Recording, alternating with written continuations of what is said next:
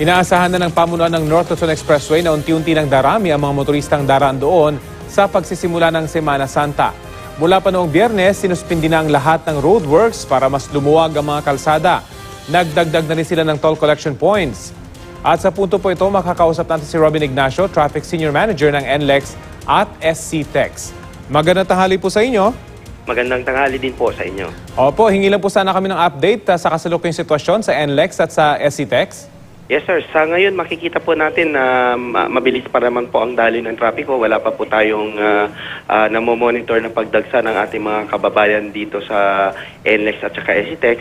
Bagaman sinabi niyo po na nung Friday pa lang po ay nakahanda na po kami at nagdagdag na po kami ng mga deployments namin ng toll teller. Ganun din po yung patrol crew para mag-assist po sa ating mga motoristang panorte.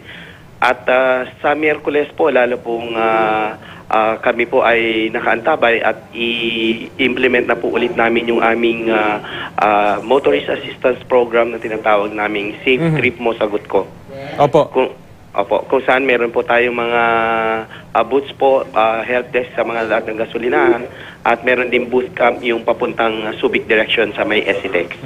Kailan nyo po inaasahang dadami yung volume ng mga sasakyan na magdaraan po dyan para dito sa Semana Santa?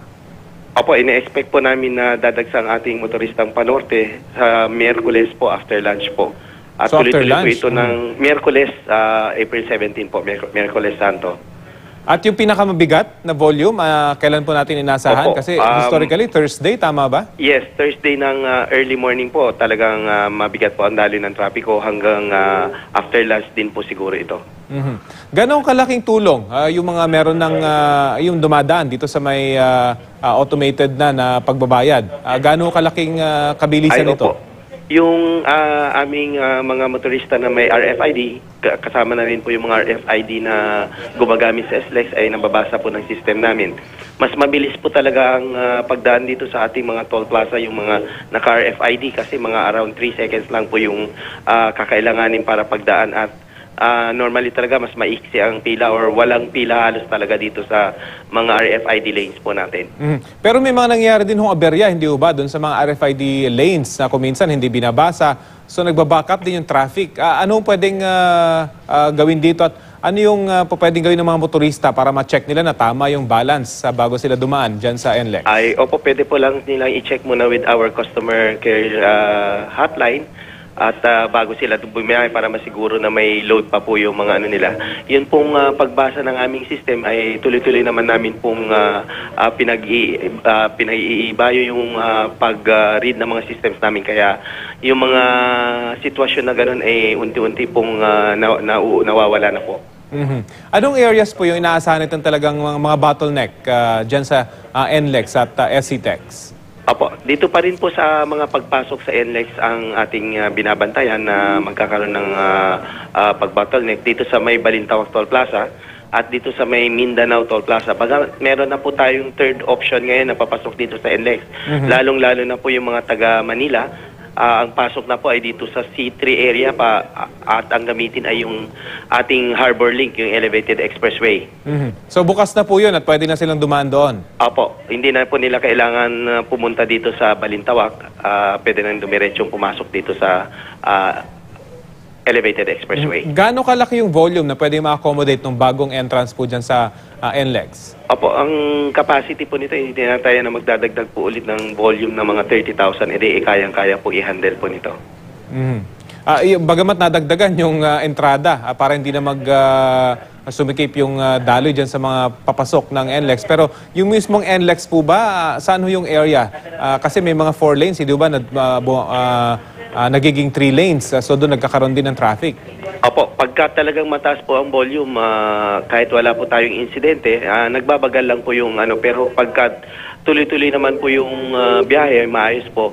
Tapos pagdating po doon sa dulo, kung tuloy-tuloy pa further down north hanggang doon sa last toll plaza po namin doon sa SCTEX, normally ang toll lanes lang po natin doon ay 5. Pwede na po namin gawing 29 collection points para mabilis din po yung process doon sa Tarlac Toll Plaza. Opo. Bagamat ang panawagan po natin, syempre, dapat yung mga motorista ay handa, yung kanilang mga sasakyan nasa maayos na kalagayan. Pero ano po yung mga pwedeng assistance na may offer ng NLEX at SCTEX kapag masiraan yung ating mga motorista dyan sa expressway? Opo, dito po nga yung nabanggit ko, mga help desk po natin dito sa Safe Trip mo sagot ko sa mga gasolinahan po dito at yung bootcamp po namin dun sa may Florida Blanca dun sa SCTEX. At ganun din po na nag-o-offer po ng free towing to Class 1 vehicles hanggang nearest exit mula po Wednesday ng 6 a.m. hanggang Monday na po yun ng 6 a.m. din po. So libre yung towing pero palabas lang ng To the NLEX. nearest exit po. Opo, para lang mabilis po yung pag-clear natin ng incidents po. Paano nyo po sinasawa yung mga dumadaan sa may emergency lane? Ito ba'y pinapayagan kapag talaga matraffic? At ito yun nga po ang nakakapag-cause pa po minsan yun talaga ng pagbagal ng daloy ng trapiko at sila po ay sisingit din po dun sa normal flow ng lane. So, naglagay din po kami ng mga barriers dito sa para hindi na po nila magamit. Maliban na lang po talaga yung kung may problema, yung mga emergency parking po namin ay open pa rin naman po para pwede silang tumabi doon. So may harang na po yung ilang parte nitong Opo, emergency yung lane? lalo na yung na-monitor po namin na may mga gumagamit talaga ng emergency lane. Lalagyan po namin ng harang po. And of course, speeding, isa pa rin problema dyan. Bagamat pagdating siguro ng Thursday, kukunti na lang, pwede magmabilis dyan sa NLEX at SCTEX. Tama po kayo, pero magmo-monitor pa rin po kami at talagang kung lalagpas pa rin po dun sa mga talagang speed limits na 60 minimum at saka 100 minimum for class 1, ay kailangan po sila ay huhuliin pa rin po. Of course, yung ibang motorista kasing regular na dumaraan dyan, alam na nila kung nasa inyo yung mga radar. Pero meron ba kayong mobile radars para ma-monitor nyo at hindi alam ng mga motorista? Apo, tama po kayo. Meron po kaming fixed mga speed CCTVs at meron din po kaming team na mobile po. So, maaaring sila pa rin po ay makapture nang hindi po nila sanay na alam kung saan na po sila. Saan po yung team namin. Opo, kabilang po rito yung SCTEX, of course. Tama po. NLEX at SCTEX, iisa po ang ating implementasyon. Opo, panghuli na lamang po, paalala po dun sa mga motoristang daraan dyan sa NLEX at SCTEX ngayong Semana Santa.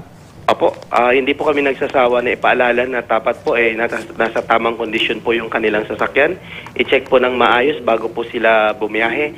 At ganoon din po na kailangan din pong nasa tamang pahinga po yung ating mga drivers para po hindi magkakaroon ng problema. Kasi yung ating mga aksidente minsan yung dahilan po talaga ay nakakaidlip o nakakatulog yung driver. At kung nandito na po sila sa loob ng NLEX, sumunod lang po sa ating mga traffic rules and regulations para po makatulong sa maayos na pagdaloy ng trapiko. At kung sila po ay may concern or meron pong aberya, pwede po silang tumawag sa 02-35,000 at agad-agad po silang mapadalhan ng assistance. So 02-35,000. At siguro yung inyong app din, pwedeng magamit para ma-update sila. Actually, pwede rin po nilang i-visit yung aming NLEX Corporation Facebook at doon po ay may live streaming din po kami ng mga videos na nakuha dito po sa kabaan ng NLEX at saka SCTEX. So may live streaming na, makikita na nila para kung malaman traffic din po o nila hindi. yung Real-time. real-time state situation po ng NLEX. Sige po. Maraming salamat po sa inyong oras na ibinahagi sa Balitang Hali. Si Robin Ignacio, Traffic Senior Manager ng NLEX at SCTEX.